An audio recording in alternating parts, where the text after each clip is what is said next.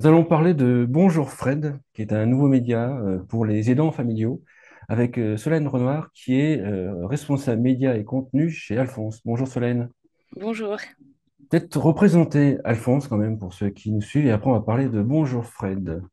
Tout à fait. Alors, Alphonse, c'est une start-up de l'économie sociale et solidaire qui a été créée il y a 6 ans maintenant, qui accompagne des personnes au passage à la retraite, à la fois sur le plan de comprendre ses droits. En France, c'est pas forcément évident de comprendre quand est-ce qu'on peut partir à la retraite, à quel moment, à quel montant on recevra, etc. De comprendre un peu les options qui s'ouvrent à soi et à la fois sur le plan humain, après 40, 45 années de carrière, comprendre ce qu'on va faire en fait, ce qui va changer et de se projeter un peu dans cette transition. Et en fait, en accompagnant ces personnes au passage à la retraite, on s'est rendu compte il y en avait énormément parmi eux qui étaient dans des situations d'aide à un proche, donc d'aidance, parce qu'ils aidaient soit un parent qui vieillissait, soit un conjoint qui était atteint par une maladie, etc. Et en fait, c'est des situations qui sont tout à fait naturelles, mais qui peuvent être assez problématiques et assez lourdes au quotidien. Et donc, nous, on ne savait pas forcément comment les accompagner, etc. En parallèle, Malakoff Humanis, le groupe de protection sociale, est venu nous voir justement parce que ils avaient envie et besoin de pouvoir communiquer en fait auprès des aidants, de pouvoir informer sur le sujet, parce qu'il faut savoir qu'en France, il y a plus de la moitié des aidants qui s'identifient pas en tant qu'aidants, ou Ouais, qui ouais. vont pas forcément aller chercher les services, les solutions qui existent. Et donc, le but est vraiment d'informer, de sensibiliser et de proposer des solutions pour faciliter le quotidien des aidants. Donc si je vous dis, je provoque un petit peu que c'est un média pour Malakoff Humanis. Non, c'est un média grand public. C'est vraiment l'action sociale de Malakoff Humanis avec qui on travaille. Donc, le but est vraiment d'informer le plus grand nombre, de sensibiliser à l'aidance. Et donc, on communique sur Facebook, on communique sur notre site internet et vraiment de manière grand public, pas seulement aux allocataires Malakoff Humanis. Donc vous parlez de 60 000 aidants sur votre média, puis dans les communautés. Comment est-ce que vous avez fait? Parce que beaucoup de me disent, beaucoup me disent, Fréré, comment est-ce qu'on fait pour cibler les aidants, toucher les aidants, avoir avoir des listings d'aidants, entre guillemets. Comment est-ce que vous avez fait pour avoir 60 000 aidants? Tout simplement, on a communiqué sur Facebook. On a une page Facebook qui est très active où on va énormément parler des danses. Et en fait, pour cibler les personnes, c'est assez simple. On est parti du profil type, entre guillemets, de l'aidant. Il faut savoir que il y a 2 tiers des aidants qui ont entre 60 et 64 ans. Donc vraiment un tiers, pardon, qui ont entre 60 et 64 ans. Et quand on part de 55 ans, c'est vraiment, enfin, il y a plus de 2 tiers des aidants qui ont plus de 55 ans. Donc en fait, on a ciblé ces tranches d'âge en abordant un peu toutes les situations qui peuvent exister, toutes les situations qui font qu'on devient aidant aux différents stades, parce qu'être aidant, ça peut être donner un coup de main à ses parents pour les courses, mais ça peut être aussi vivre avec un conjoint qui a Alzheimer, H24. Et en fait, en ciblant tout ce type de situation, en parlant, en abordant en fait toutes les problématiques qui peuvent exister via ces situations, on a capté, entre guillemets, l'intérêt des personnes sur le sujet et réussi à justement sensibiliser les aidants.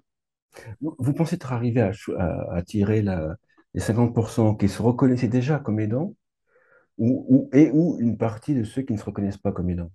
Ah non, une grande partie. Notre but, c'est plutôt de sensibiliser les personnes qui ne se considèrent pas comme aidants et de les faire passer, entre guillemets, d'aidants qui s'ignorent à aidants matures et donc de leur permettre de savoir vers qui se diriger, de reconnaître un peu le statut d'aidant, le droit au répit, etc.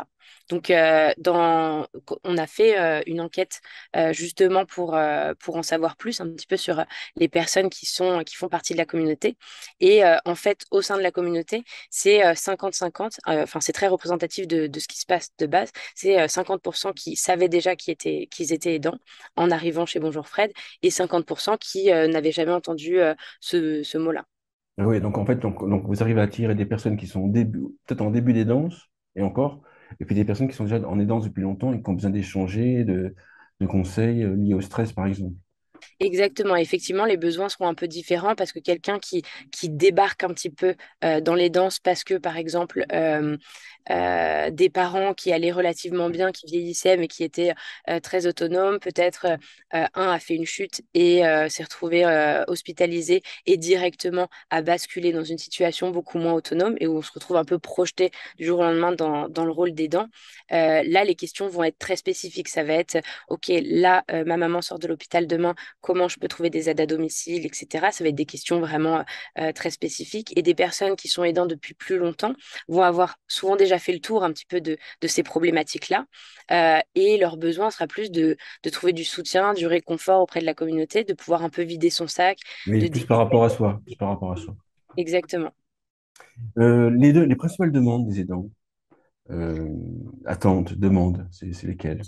Il y en a beaucoup. Dans un premier temps, ça va être vraiment de trouver des solutions pratico-pratiques pour faciliter le quotidien. Ça va être de trouver des aides à domicile, mais aussi de faire accepter, entre guillemets, les aides à domicile à leurs proches. Parce qu'en fait, c'est une chose d'arriver à trouver des aides à domicile. Maintenant, pour faire accepter la perte d'autonomie à un proche et faire passer, en fait, ce changement, là, c'est un petit peu plus compliqué. Il va y avoir, et dans le même cadre, on va.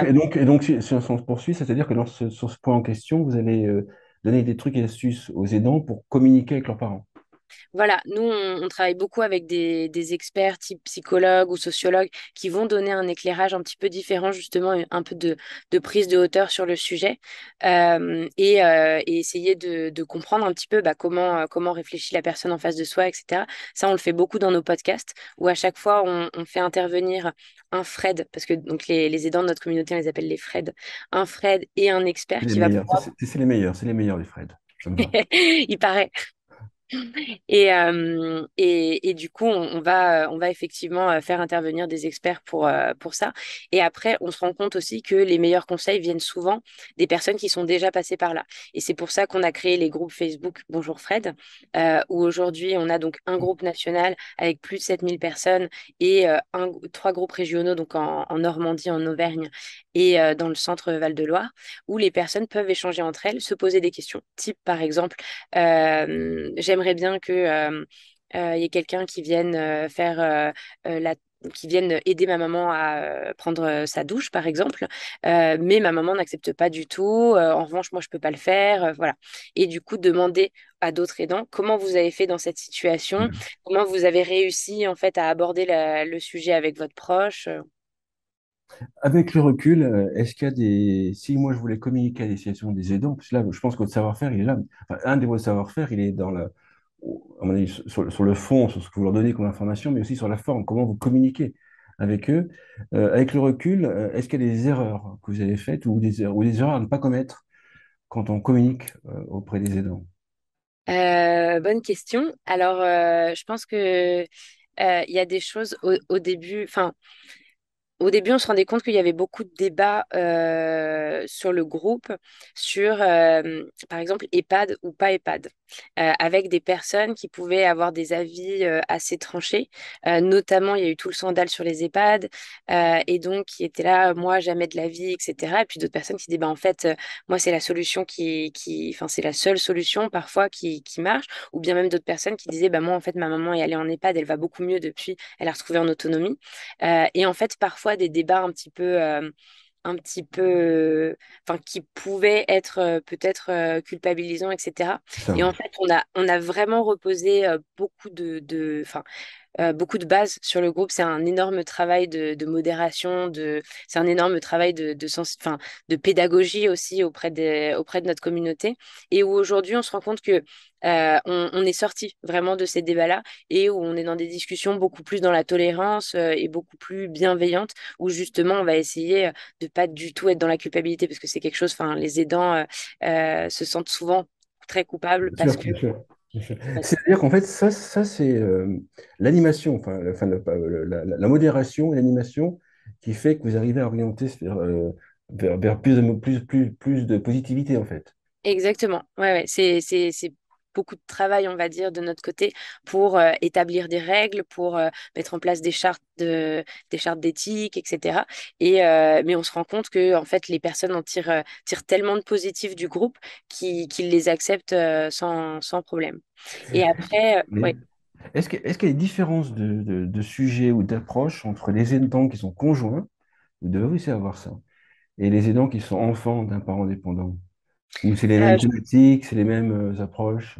Les thématiques se rejoignent, par contre, le ressenti va être différent parce que c'est pas la même situation d'aider Il y a quelque chose de peut-être plus naturel à aider un parent qui vieillit que un conjoint qui se retrouve malade. Et je pense que les situations sont pas les mêmes. Ça va dépendre aussi de si la personne habite avec son proche. Généralement, quand c'est des conjoints, ils habitent avec leurs proches. Et là, tout de suite, la situation va potentiellement être plus complexe parce que beaucoup moins de répit parce qu'on est H24 avec son proche. Je prends le cas d'une personne qui a Alzheimer. Ça nécessite, peut-être si la personne nécessite une surveillance H24, ça provoque un isolement social qui est beaucoup plus important que si on aide des parents avec qui on ne vit pas, par exemple. Donc je pense que les, les dispositifs vont potentiellement être les mêmes, les solutions vont être les mêmes. Par contre, le ressenti sera un peu différent. Dans les 60 000, le plus de temps que vous existez, j'imagine qu'il y a des aidants qui ont été aidants, puis qui ne le sont plus. Il y a des nouveaux qui sont arrivés. En moyenne, ce qui m'intéresse, c'est combien de temps un aidant reste dans votre communauté. Autrement dit, combien de temps il a besoin d'aide, en fait. Ça va beaucoup dépendre de la situation parce qu'il y a des personnes pour qui ça va vite. Enfin, ça va dépendre en fait de est-ce qu'on aide quelqu'un qui a une maladie rapide, on va dire, et enfin avec une évolution rapide où on va l'accompagner pendant 1 an et soit il y aura une rémission, soit malheureusement le proche décède. Donc là, effectivement, c'est très rapide. Et par contre, il y a beaucoup de cas où c'est des aidants de longue durée où on va aider pendant 10 ans, 15 ans. Donc, je ne pourrais pas donner une moyenne de ce côté-là. En revanche, ce qu'on constate, c'est que, et on en parle aussi pas mal dans notre média, etc., c'est que quand on a été aidant, souvent la vie tourne autour de ça pendant quelques années. C'est clairement l'utilité qu'on a, c'est notre rôle, c'est de soutenir notre proche. Et du jour au lendemain, quand ça s'arrête, ça peut être très compliqué. Déjà parce que il faut surmonter enfin, il faut vivre son deuil, et en même temps parce que l'utilité sociale et l'utilité de la personne est vraiment remise en jeu. Bien Et sûr. en fait, dans la communauté, on se rend compte qu'il y a beaucoup de personnes qui vont rester dans le groupe après pour pouvoir déjà transmettre tout ce qu'elles ont appris comme connaissances. Se sentir utile, en fait, avoir un rôle utile. Exactement, exactement. Qu'on comprenne bien, parce que peut-être qu'on est un peu vite. Il y a un média Internet accessible au grand public, donc bien sûr ciblant les aidants, mais accessible au grand public. Et après, vous avez des communautés sur Facebook. C'est bien ça Oui, exactement. Et sur notre site internet, on a une partie donc média et on a aussi des parcours d'accompagnement en ligne où concrètement, pour aller un petit peu plus loin dans l'accompagnement de l'aidant, on a créé donc 3 parcours sur les 3 thématiques un petit peu euh, phares, on va dire, les 3 problématiques les plus importantes qu'on retrouve chez les aidants. Ça va être le fait de s'entourer pour trouver du répit, le fait d'adapter le quotidien à domicile et le fait, quand le maintien à domicile n'est plus possible, de trouver un lieu de vie adapté. Et donc, sur ces 3 thématiques, on a créé des parcours qui sont des parcours 100% en ligne, où en fait, concrètement, pendant 3, 4 semaines, l'aidant va recevoir un email tous les 2, 3 jours pour, dans un premier temps, prendre du recul sur sa situation, chose qui est très compliquée en fait, hein, quand on aide un proche et qu'on a un peu le nez dans le guidon.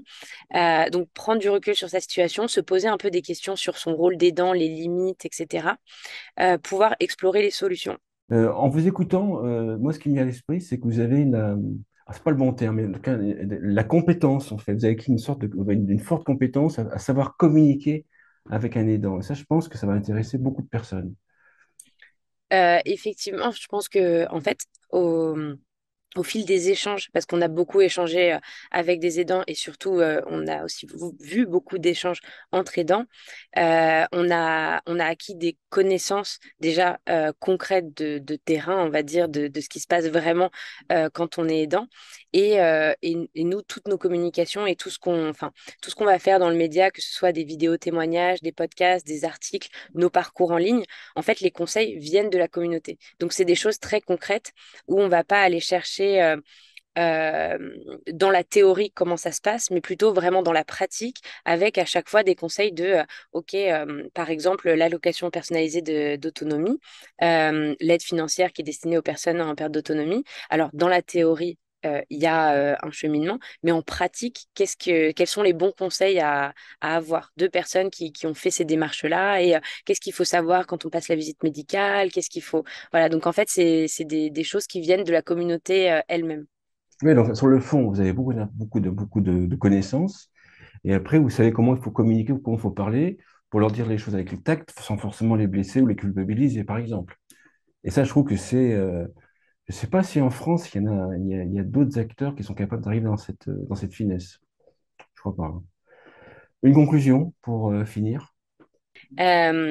Pour conclure, oui, je parlerai aussi des parcours en ligne qu'on a créés pour les aidants, qui sont totalement gratuits, qui sont grand public et ou qui vont accompagner en fait via des emails les aidants sur des thématiques comme le répit, le quotidien à domicile ou la recherche d'un établissement ou d'un lieu de vie adapté aux besoins des proches.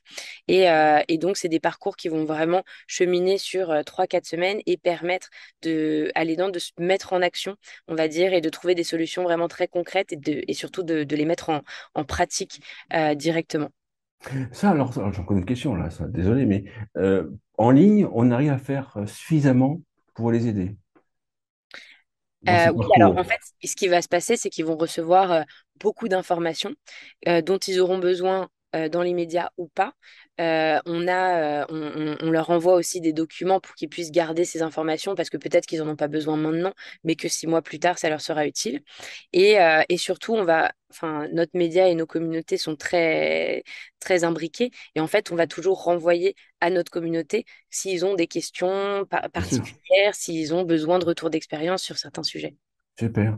Merci Solène Renard. Je rappelle que vous êtes responsable média et contenu d'Alphonse et on parlait du média Bonjour Fred. Merci beaucoup. Merci beaucoup.